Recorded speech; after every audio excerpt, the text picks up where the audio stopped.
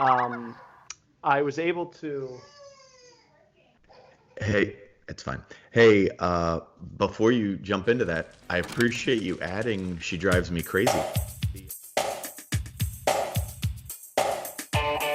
Yo, YouTube, welcome back to another episode of Sports Society. I, of course, am your host, your director of distraction, your coordinator of confusion, John Hassinger, and with me, as always, my great friend, live from Houston, Texas, Kevin Smith Jr. The Fine Young Cannibals tune. It brought me back to high school, man.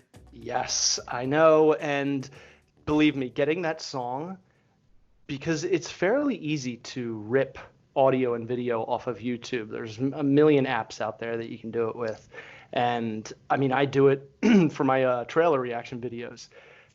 So I go on YouTube and I find the first version of the Fine Young Cannibals, She Drives Me Crazy, and I go through the app, service not available. I try it again, service not available. I try one that's obviously just ripped by someone else and posted, with like the lyrics. It's not like the Fine Young Cannibals label or anything posted it. It was just some fan. Couldn't even get that. So by some miracle, I guess by just searching Google, not very long, I found this like post-credit scene from Jumanji where like Karen Gillan and like Kevin Hart and like The Rock are all dancing to that song. So I was able to pull that video and then take the audio from it for our 5 seconds of an opener. That is spectacular. I was getting really frustrated because I recorded it off of the computer with like my phone, voice recorder app, and I edited it into the beginning of the show. So instead of like this perfectly sounding boom, she drives me crazy. It was so bad, and I like kept re-listening to it. I'm like, this is just not going to work. I have to figure out how to get this song. I think I searched like movie scenes with "She Drives Me Crazy" in it, and didn't. And that's what came up.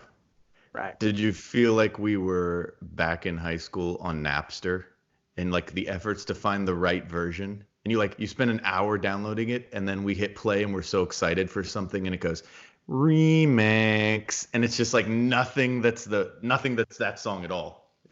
Were you living that?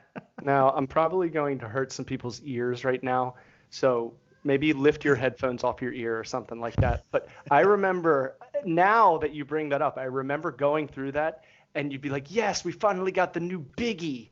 You'd press play, a couple seconds would go by of no sound, and then asshole hacker out there who did that. I just wanted to thank you for that, but I'm sorry it was such a task. No, I'm glad I got to talk about it on the show. But let's get into our topics tonight. And our first main topic, you're probably actually wondering, how do we pick our main topics? Well, other than just stealing what ESPN is talking about, we get emails from you. Go ahead and email us at thecomicjohn@gmail.com.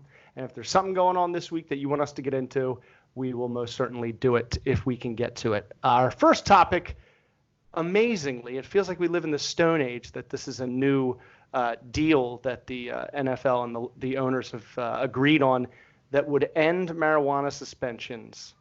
So if a player is caught using cannabis, they will not get suspended.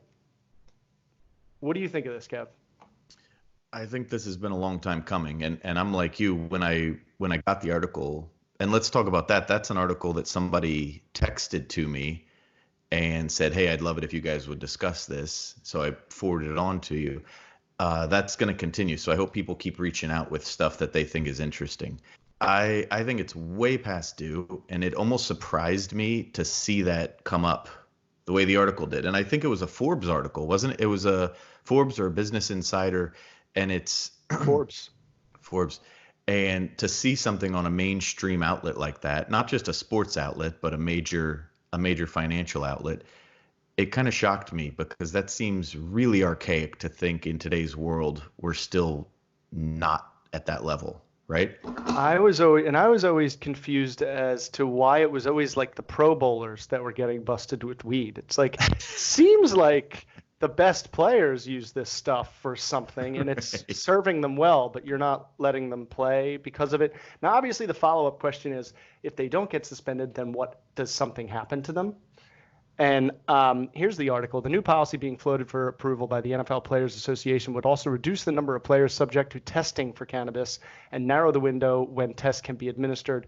Okay, so this is like allowing them an amount of time to smoke or vape or whatever Right. whatever they take it for a specific amount of time, but then they have like a heads up where they got to kind of cut back, which I We think is kind a of give good them the first. window, right? Yeah, I think that's a good first step. But I think it'll eventually progress to where it's not even a part of the collective bargaining agreement, right? Like, why does it even matter? Why does that need to be something that they invest in testing and tracking and even worry about at this point? I agree, and I bet you eventually it will be something that they use in some way for pain treatment and even Well, for and mental treatment. yeah, and then won't the NFL find a way to monetize it? That they'll be like the official weed of the NFL. Exactly. Exactly. Isn't that what happened though? As soon as Colorado proved to everyone they could monetize the model, then everyone's like following suit, right? It's And the only holdups are not morality. They're financial based. So at this always. point, as soon as the NFL figures out how to get their hand in that coffer, then they're going to say like, well, it's not really that big an issue. And secondarily, isn't it kind of down the path we were on last episode about steroids? Like these guys have so much, they're just beating each other's brains in. They need some kind of pain relief, don't they? I always get frustrated when the people making the rules are not the ones on the ground. It's so strange. It's Right. like, but wait a Right. second. How do you get to make the rules? You're not doing it. You're up there in a suit going, I feel fine. I Right. don't think I need marijuana to watch this game. Yeah, of course you don't, asshole. Yeah, you just cheated on your wife 3 times. I like how it's Colorado yet again. Like not like it's happened, but we're predicting the future here. That at one stage, Coors Light was the official beer of the NFL, the Silver Bullet, and now another product from Colorado. Another big NFL topic this week. I don't know if you saw this little nugget. Tony Romo signs a new agreement with CBS for $17 million a season. When you can capture the target audience like Tony Romo has, that's like no NFL announcer has really like done that. Like there's all these guys from the classic days that are all hanging on, but the beauty of Joe Buck and Troy Aikman is that you don't really even hear them. Like Right. you hear them when you choose to, but you can just like easily tune those two out. Romo to me feels like an ungoverned version. Like he says things and discusses topics that Aikman and Buck wouldn't even be able to put 2 sentences about together. Like he goes on and starts almost, and I don't want to make a comparison to Joe Rogan, but he feels like he's talking to you in a conversation instead of just telling you what's happening in the game. Yeah, you're kind of endeared to him in a way, right? And it's a guy that was obviously a Cowboys quarterback, so he was that whole love him or hate him dynamic as a player. But hasn't he reached uniform love as an analyst? And Absolutely. was it 2 playoffs ago when he first got into the business, and you're watching him call this game, and you're kind of unsure what to expect, right? And he's not just telling you, hey, in this situation, I think I'd do a play action pass. Something that like the casual fan says, yeah, that makes sense on this down and distance. Wasn't he sitting there just going, actually, in this situation, knowing their playbook, we're going to motion the tight end and then we're going to do a Y bugaloo and it's going to end up over here, and calling the exact play? Wasn't he just nailing them like time and again? And you started going, I'm going to turn the volume up. I'm actually He's going to pay attention to this guy. he was the announcer that you're watching a casual game with two teams you don't really care about, but it's Sunday and you just have football on, and you are reacting to this announcer in ways where you're like, oh, I can't believe he said that. Not that it's bad or it's risque or anything, but it was just new and interesting. And people are like, what game is on CBS? Well, it doesn't matter. Romo's announcing. I guess he'll be the 4 o'clock game. I mean, if he's the number one guy, you want to make people wait as long as you can Yeah. for him to come on. But it's basically $1 million a week. I mean, is what we're talking about. to go on air. And I'm sorry I just quantified that for you because it puts our lives into perspective. It only adds up. It only adds up, Kev, if you add it up. And you just did. And of course, that wasn't my natural instinct. Now, is he going to do playoff games? Is that in the contracto? I'm sure it is, and I'm sure there's different incentives and bonuses. But if you just take it at its core, that's what it is. It's a 17-week season. Each team has a bye, so that's basically $1 million a week for him. Right. It's amazing that two Cowboy quarterbacks, I truly enjoy calling the game. In fact, I think one of them, who I can't believe he never won a Super Bowl. Like there were games where Romo would have 500 passing yards and 5 touchdowns, and seasons where they'd go 13-3. They totally should have beaten the Packers, right? Like that was a catch by Des Bryant, right? Like Right. I was in an airport during that game and I was lost, couldn't find my gate, and I kept walking by a bar that was watching it, so I never really saw it. Maybe I did once, but it looked to me like he actually caught that, and that was a really bad call. It's just cool. It's cool to see him just naturally pick this up, because I remember when the news broke that he was going to be a CBS game announcer, like all game long. I was like, well, I guess his broadcasting degree got him that job. Right. And he proved me so wrong. Like he's just so naturally good at it. It's crazy. He's spectacular. But he really does give us transparency into the playbooks and into the player view of it, and that's just awesome. So good for him. That's a really cool thing for CBS.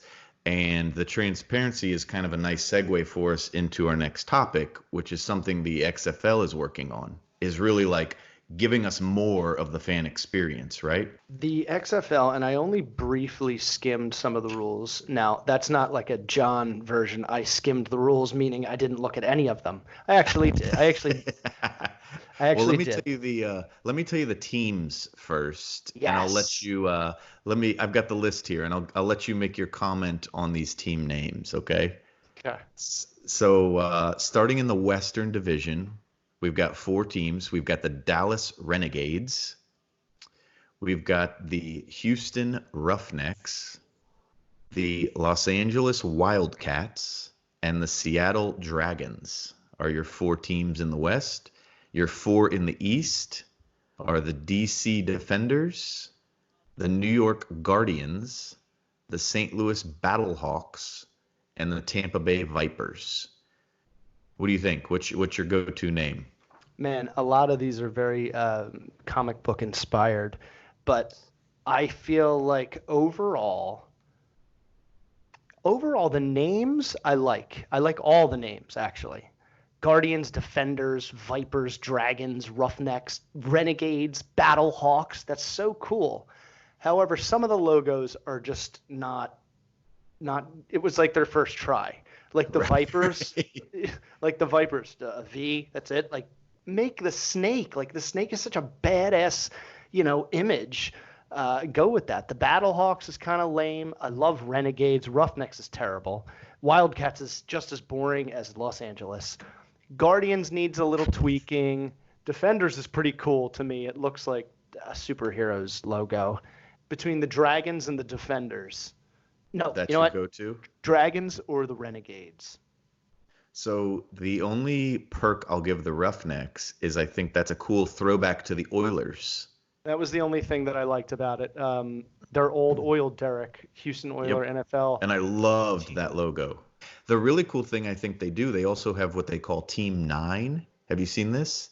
No. So, yeah, so they've got 8 teams that we just listed, and then they have what they call Team 9, which is a developmental team, right? So players that are worthy of being in this league but didn't make one of the 8 rosters. This is brilliant, dude. And you've got a full team that's constantly preparing and practicing. If you have a season-ending injury on, say, the Renegades, you dip down into Team 9 and grab a player. So it's like it's a feeder system for the whole league. For itself, right. It's like its own system. I think it's a beautiful move. I don't know if McMahon came up with that move or not, but there's this thing in WWF called the NXT division. and it's like a minor leagues. And if you become the champion of the NXT division, then you get a shot like, in the regular WWF. It's the same thing. Of course. You got to believe that he used that as part of the premise. Yes. I mean, that's what he's doing. He's combining wrestling and sports entertainment into football. I am proud of him for changing, it failed. This tried once in what, like 2000, 2001 or something, and it Yeah, failed. I think it was 2000. And I am glad that he's back to using their regular names instead of trying to make it. You remember they could put any name on the back of their jersey? Like Rod Smart was He Hate Me. That's the only one anyone remembers. Of course, yeah, it was a failed league, but that one stood out to you. So I am proud of him for just doing regular names, but they do seem to be trying to create that hybrid of the entertainment value from the wrestling league, right? Yeah. So I have some of those rules if you want to hear some of these differentiations. Oh, slice me. One thing, the average salary across all positions is 55,000, whereas in the NFL that's 495,000. A lot of guys making league minimum, I guess. Well, I think there's a big haves and have-nots in there, and that's one of the things that the XFL has tried to eliminate is some of that potential resentment in the locker room. So instead of having like one receiver that's franchise tagged for 15 million and the other two receivers are on the league minimum, all the receivers are 55,000. So it's like it establishes more of the team idea, doesn't it? Yeah, of course it does. Everybody is an integral part of the team. No one is worth more than the other. There's no I in team. There's just an M and an E. Right. You heard that story, by the way. Did you hear that when Shaq said that at Kobe's memorial? And he says, hey, all the veterans come to me and they're like, hey, the new young guy, Kobe, isn't passing the ball. Go talk to him.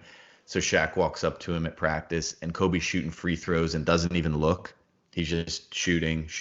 And Shaq says, hey, Kobe, like, I'm the veteran. I'm the leader. The boys wanted me to tell you, like, there's no I in team. And he said, Kobe says, yeah, but there's a me, motherfucker. And so Shaq goes back to the locker room and he grabs like Robert Ory and Fox and all those guys. And he's like, just start rebounding. He's not passing. That's a great story, and that's so like believable. Oliver Luck is I'm not sure of his title, but he's with the XFL. He said what we did is listen to fans, and what they told us is that they love this game, but they would like it a little more of a faster pace and with a little more excitement. They thought there was too much idle time. So they cut down the game clock. It's like 20 the play clock. It's like 20 seconds, like. It's 25 instead of 40. Yep. 40, right. They keep the clock moving. The actual game clock just keeps running, which is nice. There's 2 timeouts in a half instead of 3. Sure. There's 2 minutes shorter at halftime. No coaches challenges, which could keep it from holding up further. And a variety of other things. Do you want to hear some of these really weird rules that they're testing? I just want to comment on a few of those that you just ran down. The no coach challenge is interesting because that's a newer rule in the NFL, the red flag. And it's almost like, well, is the XFL saying that their fans told them, we don't like the challenge flags. It just slows down the damn sport. And I mean, God, Vince is such a genius at reading the audiences. Like he knows that like our attention span is shot. So it has to be like the whole time. We need constant immediate gratification. We get it in every form of our lives in this Amazon world. I agree. I think coaches' challenges are annoying as hell. I think the umpires stopping baseball all the time now is annoying as hell. Baseball's slow enough. The last thing I want is like, we're going to go back and see ball, runner, whatever. Like that's part of the human element. Let's roll. It should be a robot back there that's bulletproof. So if the ball hits it and bounces off, it won't break. And you got a human out there for scuffles between the batter and the catcher and a play at the plate. That's it. You don't need a human calling every single strike. A robot does it on television for the fans at home. Right. We've got the technology, clearly. And you can't argue with it. So that would eliminate that dumb shit. Did you hear about this overtime stuff? So it's like a shootout. It's 5 rounds from the 5 yard line, and you get one play. So it's the equivalent of a hockey shootout. Shootout, like in how do you do shootout in football? Oh, Well, just like you one play. like one play and then the other team, one play and the other team. Whoa, that's great. I love that. That's crazy. You also have you seen the try? So you can either go for 1, 2, or 3 after a touchdown, and you can do 1 point from the 2 yard line, 2 points from the 5 yard line, or 3 points from the 10 yard line. Right? That is awesome. Yeah. I wish it was this. I wish it was 1 point from the 2 yard line, 2 points from the 5 yard line, 10 points from the 50 yard line. If Vince listens to the fans, maybe you should write that in. I mean, Vince, at this stage, why not just add that to like when the playoffs start, that becomes a rule. That's a rule in the playoffs. But here's the other fun part of that rule. So if you're defending the attempt, so there's no kick option for after a touchdown, right? It's those 3 options, and you decide where you want to put the ball. Is there no kicking in this game? There's some, but I'll go into that too, because they're kind of trying to wean it out a little bit. But so there's no attempt to kick. It's those 3 spots. And if you're defending this attempt and you intercept the attempt and run it all the way back, you get credited the amount of points they were trying to get. Oh, So if they're trying for weird. 3 points from the 10 and you pick it and run it all the way back, your team just got 3 points. That's what I used to always think should happen with the extra point when they go for 2. I'm like, yo, if you run it back, that should be 2 points for you It should be, yeah, an equivalent ratio. in the So NFL. back to your question about kicks. So the kickoffs, they're trying to instill a higher rate of return instead of just Right. fair catch or kneeling or whatever, right? Right. So the kicking team lines up at your 35 of the receiving team. Okay. So you've got your kicker back there by himself. The kicking team, the guys trying to make the tackle, are all the way up at the opposing 35. The blockers are at the 30. So you literally have like this Viking scrum about to happen. And then you have the guy receiving on the back there. So he catches it, and then the 5 yards just like What did you refer to it as? a Viking scrum. Viking. Yeah, like in Game of Thrones, it's like there's so many battles that happen that way where it's just like guys on foot and on horses with swords and shields just smash. That's great. So then those guys got to like fight each other. And that's great. And then the guys got a lot of room. And we're taking out the high speed, like run 50 yards and then collide because they're only 5 yards apart. I was always like, the only way that they'll be able to curtail that from happening is if they eliminate kickoffs. And Vince McMahon, that's why you're a billionaire and I'm not. Then on punts, they try to incentivize you to go for it on 4th down. Because if I understand this correctly, you can't really pin them deep on a punt the way you strategically would try to in the NFL, right? Oh. So if you punt it, the punting team can't release from the line, like your gunners and your guys that are trying to get down there and attack. They can't release until the ball is actually kicked. Okay, they can't release at the snap. They release at the kick, right? I used to always think that. I'm like, it's so unfair that we can start as soon as the ball is snapped to try. Like when I would play, I used to always love that because it's like you're running as fast as you can at a guy looking up at the sky and you're allowed to just crush him as soon as he catches the ball. Sometimes I would hold back because I felt bad. I was like, I'm going to murder this person. So I would like not jump as hard as I throttled my body into his chest.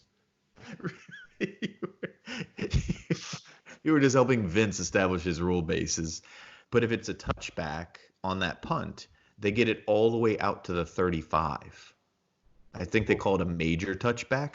So again, you're incentivized. If you're at midfield and it's 4th and 5, major touchback, you're kind of incentivized to go for it at that point. Because what are you really going to gain? Players need just 1 foot in bounds instead of two. Okay, that's the college It's like the rule. I saw that. college. I like the So two. I like the separation of 1 to 2. It's like, yo, you're a professional. Get both in, motherfucker. yeah, I think the skill level should accompany Yeah, that. you're not a And college kid. something we kind of flirted with last week is the NFL going to start using all of these crazy rules as a test lab and start saying, like, well, that one worked, that one didn't. The kickoff rule worked, the 1, 2, or 3 point extra try didn't work, whatever it is, and start indoctrinating it into the NFL. Do you see that happening?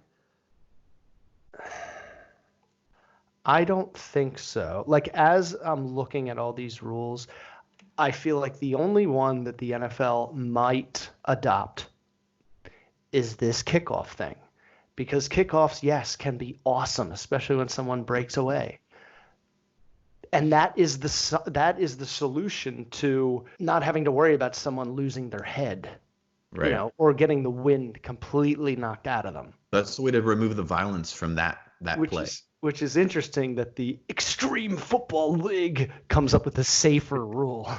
Right. Right. Let's But give them shields and put them a mere 5 yards apart. it's interesting how the NFL is so different than Major League Baseball, but in ways they're a lot like them, in that I just don't think any of these rules are going to be messed with like ever, especially the overtime thing, which I think is so cool. The I shootout. love that. Yeah, I love that idea. And here's and that but that's something the NFL's kind of toyed with a lot. Here's Yeah. one other thing that I heard from Oliver Luck in a quote. He was asked, and obviously that's Andrew Luck's dad, so it's kind of a funny dynamic that he's the acting commissioner for XFL. But um, Wow. the quote referenced, I'm paraphrasing, but he referenced players' eligibility and was asked if there's a similar agreement that a player must be 3 years removed from high school to play in the XFL. And he Oh. said there is no rule in place at this time. We're going to keep all of our options open. That's kind of a slippery slope, isn't it? Where a Yeah. really physically developed kid coming out of high school says, "I'm just going to go start making 55,000 a year and until I'm 3 years out and go to the NFL." I mean, That's really interesting. the one I obvious never, is aren't most kids already getting paid in college, but that's a whole nother episode. yeah, yes, it definitely is. But I think at this stage, the XFL, if it wants to be this sort of, on ramp to the NFL in whatever way or percentage of players they actually acquire, that look at, like, there's some players in the NFL who were firemen, walk onto a team and they are amazing linemen, so they get a contract. What happened to, I think, Warren Moon? He went to the Canadian Football League and it Yeah. was amazing. So the NFL was like, oh, yeah, yeah, yeah, yeah, yeah, come back, Come back. Come back. We're going to run the run and shoot with you. Right, yeah. And you should have a Super Bowl ring if it wasn't for Jim Kelly and his voodoo. But overall, overall, I am a big fan of the XFL. I like watching it. I like that it's in this dead time. And I like these rules. These rules are interesting to me to try and watch, you know? And I'm watching it and all I keep hearing in my head is like rate a play, rate a play, rate a play. That's what they're just really keen on that idea. Watching it for the different rules it'll help me decide if it's something that the NFL would actually consider, because reading this on paper and then watching its effects play out in a game would be totally different. You know what I mean? Yeah. Like, outside the last 2 minutes of each half, the game clock will run after incompletions and out of bounds plays. This will take some getting used to for football fans. Wow, that's awesome. So incomplete pass, out of bounds, clock keeps going, Keeps bitch. going. Yeah. Is that what happens? Is that in the NBA too? In the NBA, no, my God, the NBA has more reasons to stop than anybody, Yeah. right? I mean, and even the NBA, you can even advance the ball to half court with a timeout. I hate that. I mean, that's awful. That rule That's lost awful. me a game. More Well, than I'm excited. However, I keep forgetting when they're on. Is it Fridays or Saturdays? they're all over. I saw one yesterday and I saw one today. I'll have to check out their schedule because I do want to actually watch a live game. Matt You had McGraw. an Did you hear Yeah. Matt McGloin before we move on to our next topic? Matt McGloin, before halftime, the reporters have complete access to the players and the coaches. I've heard, and this was all over, the news and Twitter and everything, ESPN. He just trashes his whole team as they're walking into the locker room at halftime. They're like, "What do you think the problem is out there, Matt?" And he's like, "Everybody sucks. I play with a bunch of losers." Paraphrasing, obviously. They're encouraged to speak that way. However, coaches can then bench you, which he was then benched. And Matt McGloin went to Penn State. So he's a fellow Nittany Lion. That's a big Vince angle, though, right? Like, we want you to see every part of it. We want to add that drama to it. We want to make a character that's larger than life. In that moment, Emotion. Matt put on a costume. He didn't have a helmet. He had entrance music. Like, everything about it was Vince saying, like, yes, speak that. You're a character that the fans are now noticing and attaching an emotion to. And then in a couple weeks, we're going to have a fake. It's like he's going to like write it like wrestling. Like the quarterback that took his place is going to have a fake injury, but they're going to pretend like it's real. And McGloin will come back in and everyone will be like, "Oh," and he'll throw another interception. And it's like, "Oh, you fucking suck. You shouldn't have said all that shit, McGloin." Or they don't block for him and just let him get tagged. If I were to buy, if I had to narrow it down and choose a XFL, swag, I would most likely, I think I would get the Dallas Renegades, even though it's blasphemy because I hate Dallas, but that's really just because of the Cowboys. And Sure. I love the mask with the red eyes. Like he looks pretty villainous. I think I'm going to buy Guardian stuff because for some reason it just made me feel like it would be this superhero team, and you've got the whole like Gotham City dynamic to it, right? Didn't it kind of feel that way when you read it? Guardians, and even the logo reminds me of like those stone lions on the top of giant buildings in Gotham City, like those gargoyles that sit perched. Guardians, right? That's what you're talking about? Kev? Oh no. Kev. All right, there we are. That was scary. Because I was going on and on about the Guardians and you weren't reacting. I'm like, I guess I'm just like not saying anything that he was thinking. Fuck, I thought I was pretty on. I went off on the wrong page that time. Well, with that out of the way, let's move on to our next topic. Other sports. These are the sports outside of the top four: basketball, baseball, football, hockey, I guess. NASCAR and golf. Next week, we're going to have Bob on to talk to us about NASCAR. He knows more about NASCAR and NASA than anybody I know, and he's going to give us some insight on that crash that happened a couple weeks ago where a lot of people thought someone had lost their life in a race. But golf. Kev, do you play golf? Like once a year. That's probably slightly above my average. When I go, I'll be honest with you, like it's all about the drinking. A couple years ago, my sister-in-law was dating a guy that was like a scratch golfer. So it kind of became a thing for us to bond over. And I actually got quite a bit better. All right, we just had some technical difficulty. If it appears like we just skipped from a conversation we were having to right here. Kev, you were talking about golf and your relationship with it. You golf like maybe once a year, and it's usually just kind of like for bonding. Yeah, it's for drinking, if that's what you meant by bonding.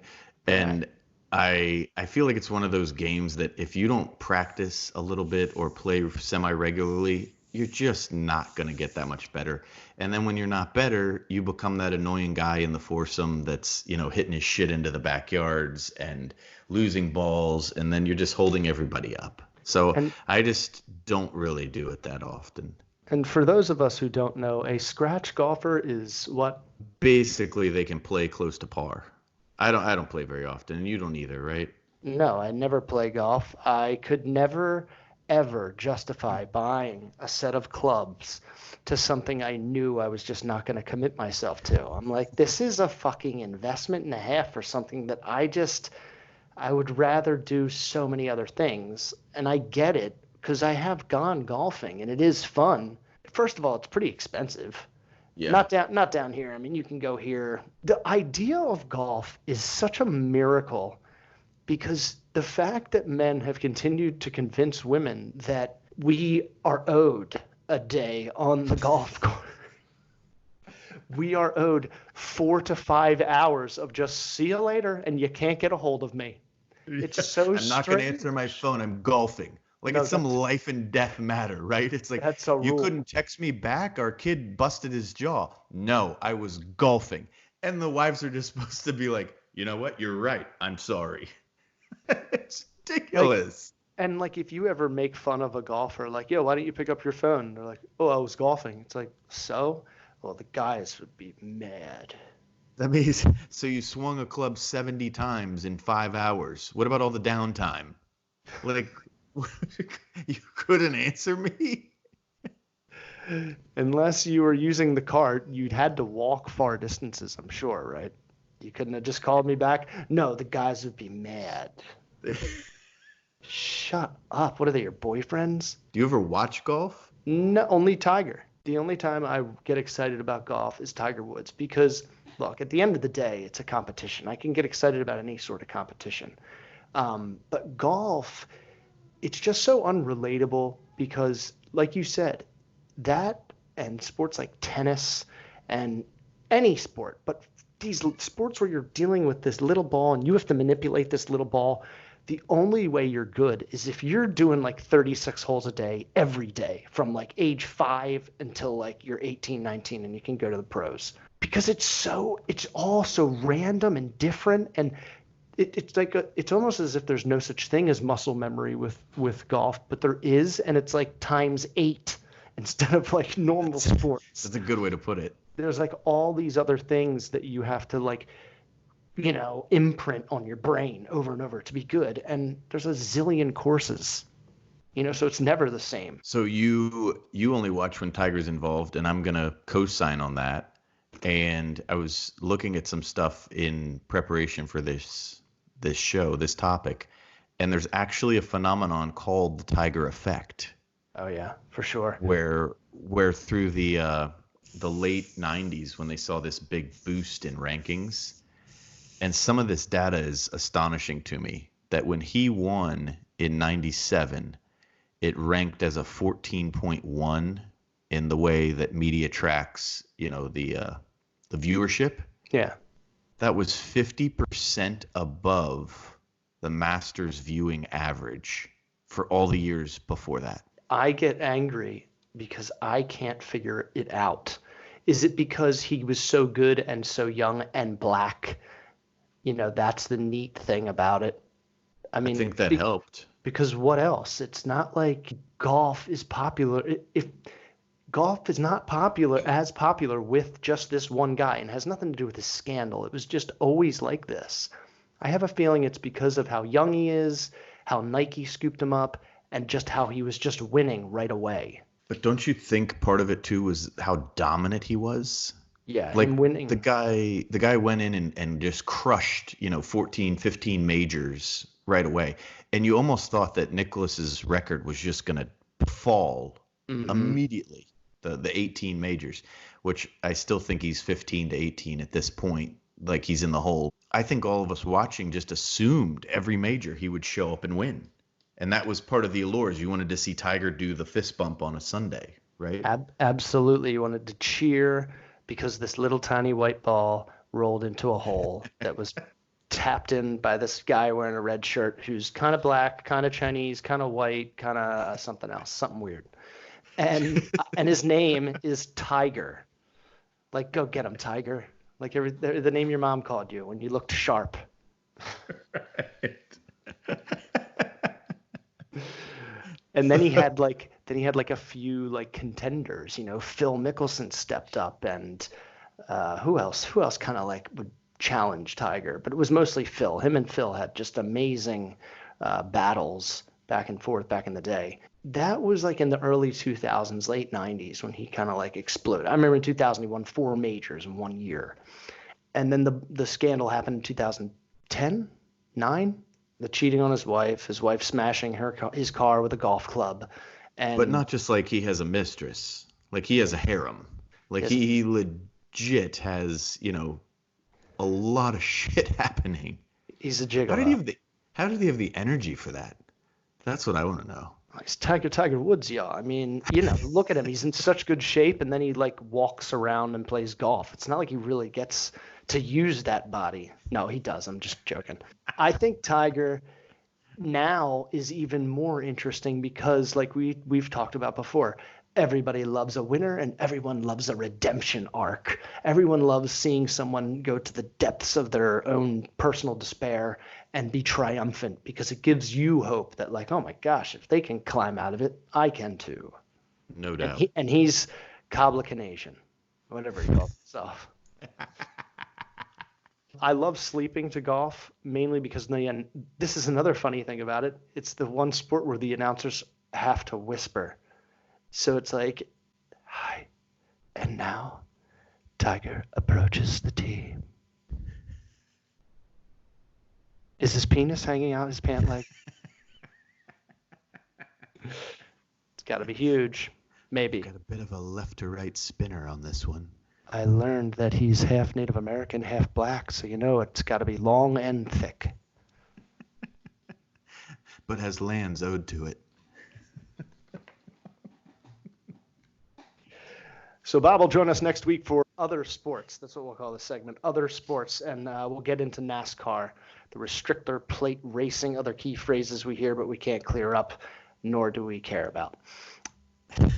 And all right, with that out of the way, let's move on to our fourth topic. We are still in the throes. We're on the second half.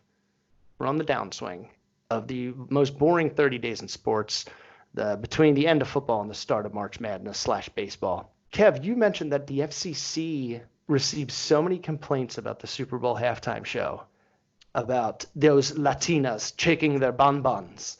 Yes. And giving me a boner. And I'm guilty about it. Now, I feel guilty about it. You shouldn't. You're fine. No, not But me. yeah, this is a really interesting follow-up to our first episode when we talked about the halftime show at length. Right. This is from SB Nation, and they have filtered through over 1,500 submissions to the FCC with complaints about the halftime show. So on the surface, I didn't think that was very many. I didn't know how many is normal, right? So I looked, and last year with the Adam Levine shirtless incident with Maroon 5, they had 55 formal complaints. So, and he was tatted up like Tupac. He looked like he was trying to imitate Tupac. Right. Like he even had like Hug Life tatted on his chest.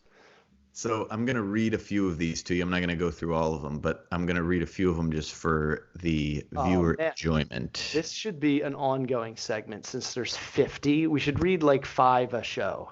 Well, there's 1,500, but no, they did 50 for Adam Levine. They did 1,500 for the Latina girls. Oh my gosh, that totally changes this entire show. Or at least the last minute, I mean. We have a whole new premise for our show. Isn't that incredible? And I bet you, because the people who complain is it more female or male? I want to know how many stats you got on this shit, Kev, because this is such an interesting social experiment to find out who is offended for this, because there's going to be a specific group that sent in the majority of these complaints. The angry Karen that wants to speak to the manager, that one? I want them gone. So I don't have specifics on sex or age of these complaints. I have where they came from. Okay. And I've highlighted a couple of them just to give you a little taste. So this is from Henrico, Virginia, and the quote in the FCC complaint is, "The halftime show was disgusting. The close-ups of J-Lo's vagina and anus were absolutely yucky. There was a stripper pole and basically a simulated orgy." Isn't it funny that it's like a stripper pole? It's like, well, no, it's just a pole. You just turned it into a stripper pole. You made it a stripper pole. That's where your brain went. Here's one from Atlanta, Georgia, and it says, "What few community standards remain these days? were stripped away, no pun intended. That's what the writer says, no pun intended, Comedian. by J. Low, and they spelled it J-L-O-W. Well, that's correct spelling. Man. I'll give you one more. This is from Edmond, Oklahoma.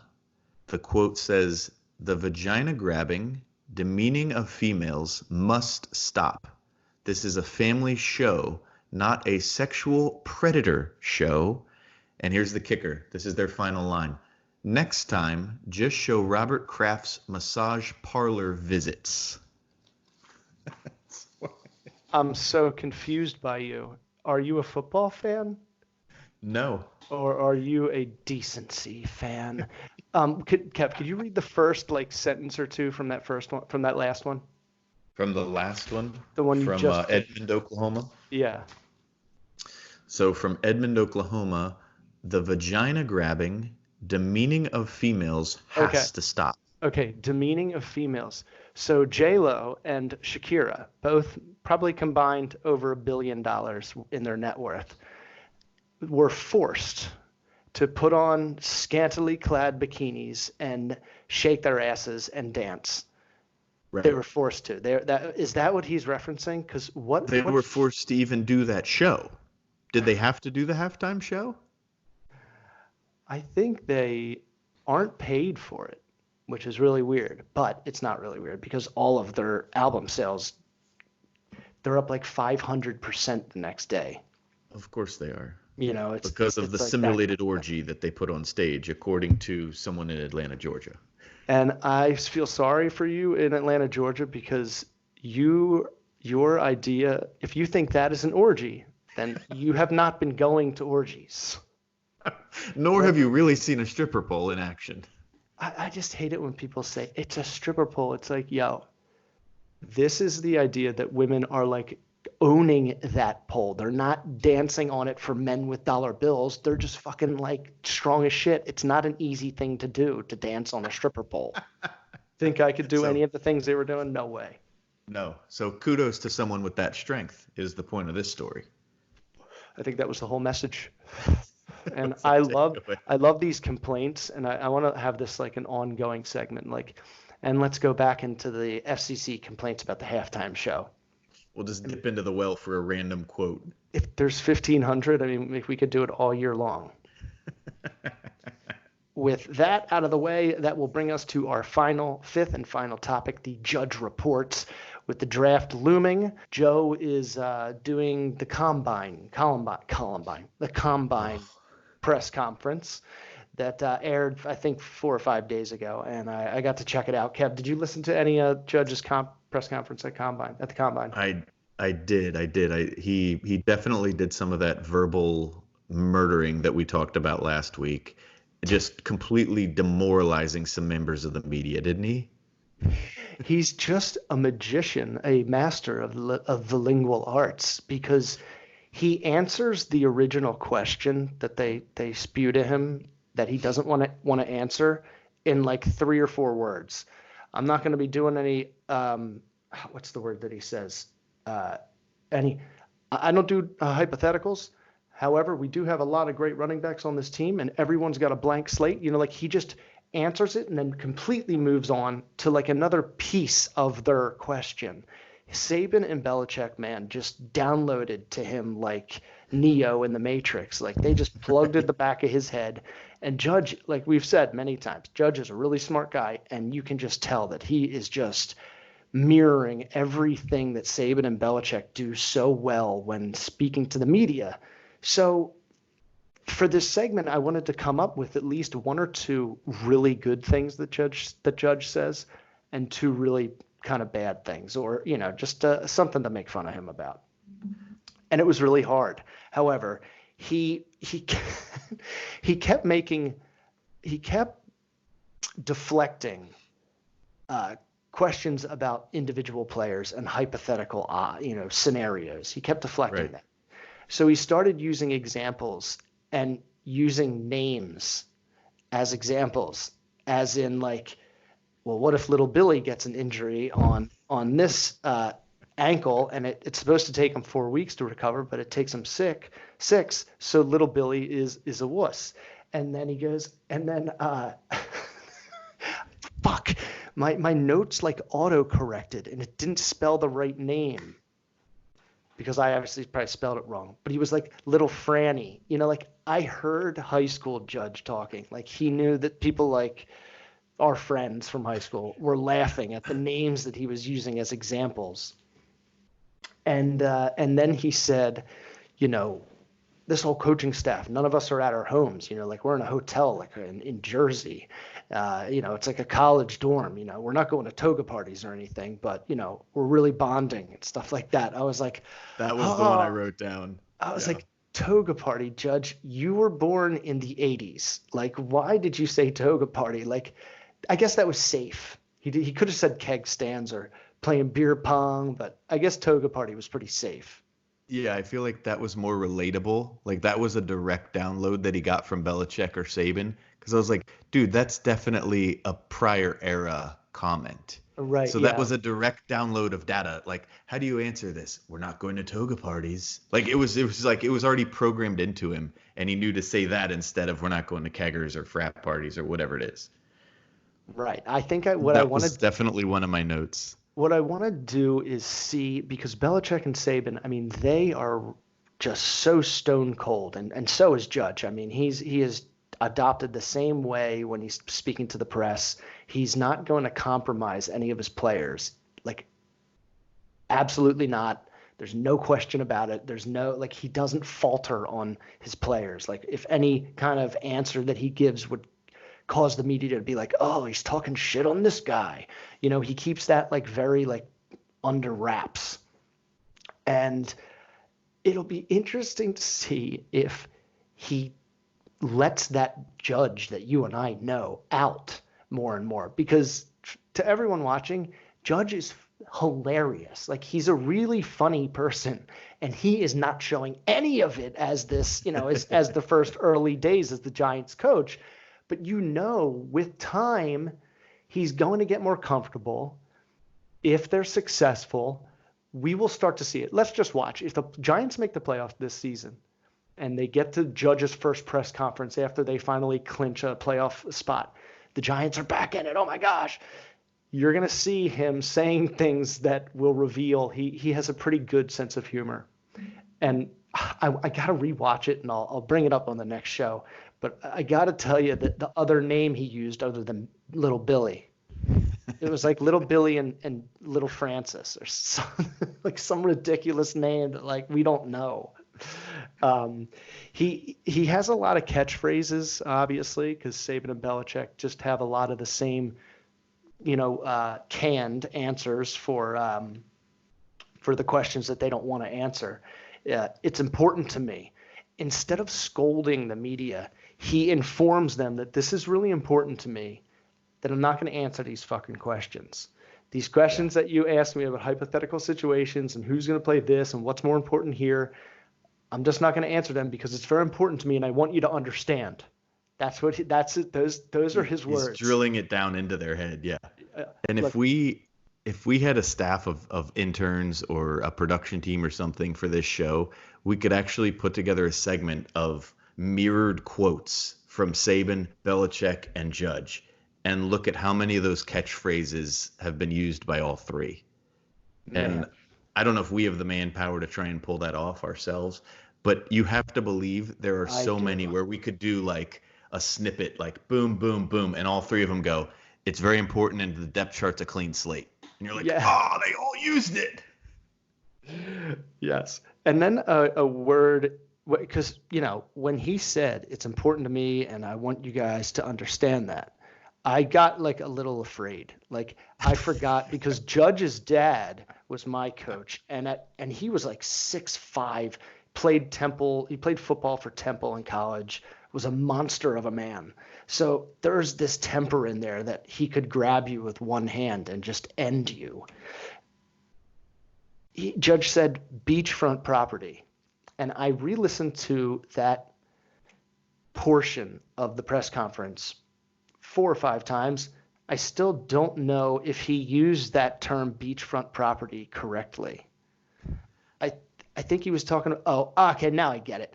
He was talking about the fourth round draft pick they have, and if they were going to use it as a pick or use it as trade bait, like it's a hot commodity, like beachfront property. Right, right. So Just felt like you were, I don't know, beachfront property. you did Come it. on. You wanted better. You It's a wanted good. better out of that. No, I just don't think that the fourth round draft pick deserves a like nickname or or like a metaphor or whatever the hell the term is. You don't No, need to call it something else. It's the fourth pick. That's pretty amazing. I think the fourth round pick is like the burrito stand to block off the beach, though. I don't think it's like beachfront property. I agree. It's not the top three, and No, that's why it's fourth.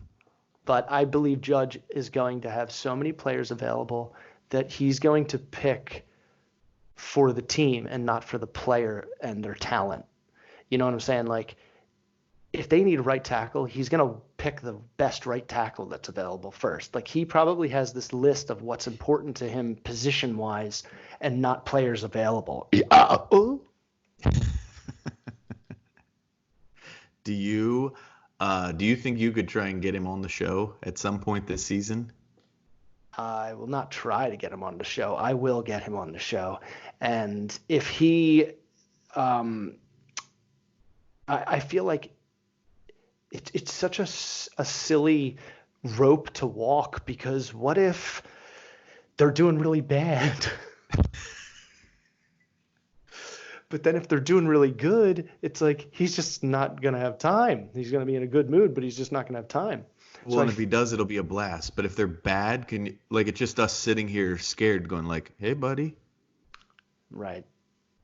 I feel like after the draft, or maybe before the draft, hey man, could you jump on for 3 minutes and tell us who you're going to pick every round? And then we'll wait to air it until after the draft, obviously. Wouldn't that be funny? And when we edit it, we'll make comments about how bad those picks were because it will have already happened. And if you don't want us to air it before the draft, $1 million each. We know your salary. It's public knowledge. So our odds of getting him on the show are diminishing rapidly right now. Oh, especially after this segment. But I think we can do it. I think it's going to be a reality. And I'll start. And if I fail, then you'll close him because I feel like you will be able to get a hold of him easier. Him and I have such a long relationship that he is under no obligation to be polite to me. Well, I'll send you this convo, but I messaged him when he got announced, and just a quick congratulatory note. And it was like 2 weeks later, and it was like, I'm really embarrassed it took me so long to answer you, but like super appreciative of the well wishes. Da da da da da. Like, thanks, Kev. Oh, and da da da da da. Da, da, da, it wasn't exactly a yada yada yada, but it was da da da da da. So Right. it worked. It's better. Did you have the bisque? It's more comforting. I mentioned the bisque. I said like a whole bunch of shit to him. I'm like, yo, man, like I have this scar on my knee, and I'm gonna tell people like I caught a pass from the Giants head coach, and then someone tackled me like a rat, like a cheat, and took out my knee. But it was thrown by Joe Judge, and he said, "Thanks, bro." I was like, "That sucks. I either got you at a bad time, or I'm written off." I hope he doesn't think I'm like trying to ride his coattails. If I didn't quit football, he'd probably be playing in the NFL and not coaching it. So, I don't know how I would have prevented him from getting injured, but I would have. yes, of course you would have. Yep. You're a member of the New York Guardians. My spirit. It's the New York Guardians. No, I like them less. I would like, the Defenders. DC Defenders and the Dallas Renegades. Roughnecks I'm coming around on the Roughnecks. I mean, how lazy are the Wildcats? That one disappoints me. But yeah, you so gotta come. Lazy. Everything else is so fun if they would just tune up the logos a little bit. Yep. Jack them up a little. Make that sword in the middle of the Battlehawks a little better. Like make it a cooler sword. Like it's like the second sword that Link gets in the original Nintendo Zelda. It's Like, the white sword. All right. We have got to go. Kev has got to put children to sleep, and I have to go to sleep myself. If you are new to the channel, please make sure to like, subscribe, leave a comment, tell your grandmother. Thank you, everyone, for watching. Kev, thank you so much for joining. Thanks, brother. We will see you next week. We got to go.